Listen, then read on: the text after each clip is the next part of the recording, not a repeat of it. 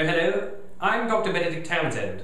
We are continuing our series of educational films after the success of our previous films, How to Eat Soup and How to Understand What Northerners Are Saying. In this installment, we will cover revision. In other words, looking back at previous work you've done in school and then trying to remember that for your examinations. Our test subject will be Wilfred. Say hello, Wilfred. Governor! Very good. He is a commoner, so he will not be saying much. I will be narrating the entire film and will giving you tips on how to revise and achieve the ultimate goal of getting an A++ star. Wake up bright and early at 1:30 in the afternoon. For the next 3 hours, try to find as many things as possible that can distract you from revision. We suggest the stupider the activity, the more satisfying it is. After all, anything's better than revision, eh? You can't think of anything to distract you. Just go back to sleep. Now it is time to begin work in earnest. We suggest you surround yourself with study material.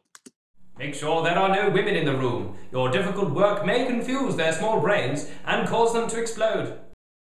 Step 1. Start looking through the material you're supposed to be revising. Step 2. Realize you know absolutely nothing about the subject you're supposed to be revising and become depressed. Step 3. Cry profusely.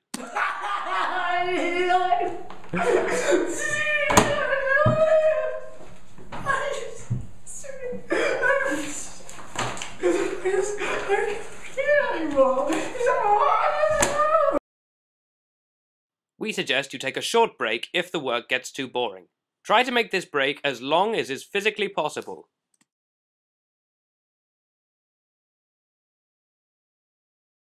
And now it's time to get back to work. We found a good way to waste time while still sort of looking like you're revising is to make post-it notes with little revision notes on them.